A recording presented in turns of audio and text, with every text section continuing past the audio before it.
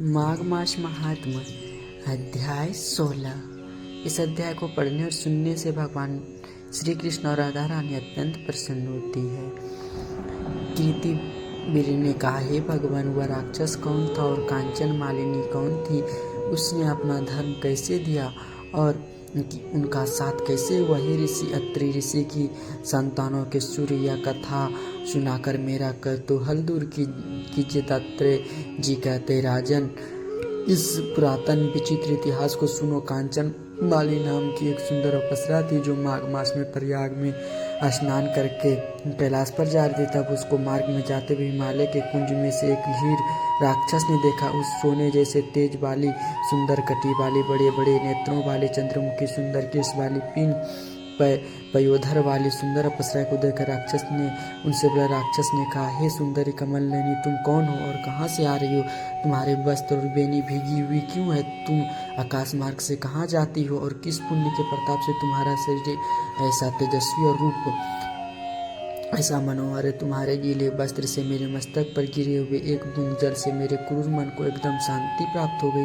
इसका क्या कारण है? तुम बड़ी शीलवती प्रतीत होती हो, इसलिए इसका कारण मुझसे कहिए। अप्सरा ने कहा, हे राक्षस, सुनो, मैं काम रूपिणी अप्सरा हूँ। मैं प्रयाग में संगम में स्नान करके आ रही हूँ। इसी से मेरा वस्त्र भीगे। अब कैलाश पर जा रही हूँ, जहाँ पर श्री शिव निवास करते। त्रिवेणी के जल से मेरी सब क्रूरता दूर हो गई, जिसके पुण्य के प्रभाव से मैं इतनी सुंदर और पार्वती की प्रिय सखी हुई।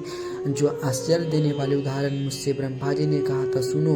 ब्रह्मा जी ने कहा था, मैं कलिंग देश की राजा की वैश्या थी। रूप, लावण्य और सुंदरता में अपूर्व थी। मेरी सुंदरता पर सारा नगर मोहित था और मैंने अनेकों प्रकार के भोग भोगे। अनेकों प्रकार के वस्त्र और आभूषण से घर में कोई कमी नहीं था।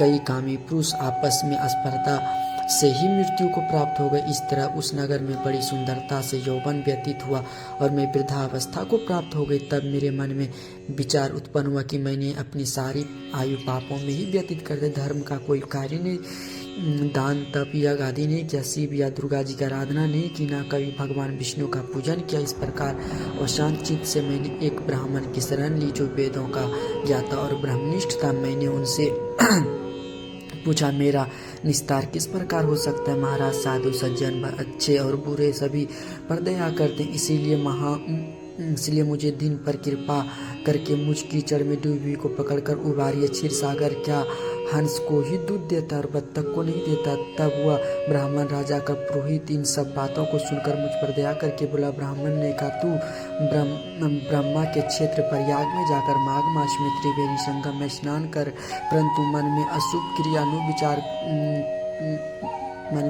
क्रिया का विचार नहीं करना। पापों के नाश के लिए महर्षियों ने तीर्थ स्थान से अधिक और कोई प्रायश्चित नहीं बताया। प्रयाग में स्नान करके तू अवश्य पवित्र होकर स्वर्ग को जाएगी। हे भामिनी, पुराने समय में गौतम ऋषि की स्त्री को देखकर इंद्र ने काम के वशीभूत होकर कपट वेश्या में उससे भोग किया था, इसीलिए ऋषि द्वारा श्राप दिया गया और उसका शरीर अत्यंत लज्जायुक्त हजारों भोगों वाला हो गया। तब इंद्र ने नीचा मुंह करके अपने पाप कर्म की बुराई करने लगा। मेरु पर्वत के शिखर पर स्वच्छ जल वाले सरोवर पर एक स्वर्ण कमल से भरे हुए कटोरे में घुस गया और अपने पाप को धिक्कारता हुआ कामदेव की बुराई करने लगा। यह सब पापों का मूल है। इससे ही वशीभूत होकर मनुष्य नरक में जाते हैं और अपने धर्म, कीर्ति, यश और धन, धैर्य का नाश करते। जब इंद्र ऐसा सोच रहा था, तब इंद्र के बिना सारा देवलोक शोभाहीन हो गया। सभी देवता, किन्नर, गंधर्व, लोकपाल इंद्राणी के सहित बृहस्पति जी से जाकर पूछने लगा, महाराज, इंद्र के न रहने से स्वर्ग में शोभाहीन हो गया जैसे सतपुत्र के बिना श्रेष्ठ कुल, इसलिए स्वर्ग की शोभा के लिए कोई क्रिया सोची। इस विषय में देर नहीं लगाइए। बृहस्पति जी ने कहा, इंद्र के बिना सोचे विचार जो कर्म किया उसका फल भोग रहा है, सो वह कहाँ है? मैं यह सब जानता। फिर गुरु ने उनको साथ लेकर स्वर्ण कमल से युक्त बड़े सरोवर में इंद्र को देखा, जिसका मुख मलिन और आंखें बंद थी। तब इंद्र ने बृहस्पति जी के चरणों में पकड़ चरणों को पकड़ कर का इस पाप से उद्धार करके आप मेरी रक्षा कीजिए। बृहस्पति जी ने इंद्र से कहा, प्रयाग में स्नान करने से ही तुम पाप मुक्त हो जाओगे। तब इंद्र सहित सबने प्रयाग में जाकर संगम में स्नान किया और त्रिवेणी के से इंद्र पाप मुक्त हो गए। बृहस्पति जी ने इंद्र को वरदान दिया कि तुम्हारे शरीर में जितने भाग है वह सब नेत्र हो जाए। तब इंद्र ब्राह्मण के वर से हजारों नेत्र से ऐसा सुशोभित हुआ जैसे मानसरोवर में कमल शोभायमान होता है। माघ मास का महात्मा का 16वां अध्याय संपूर्ण हुआ। राधे राधे दोस्तों, हर हर महादेव।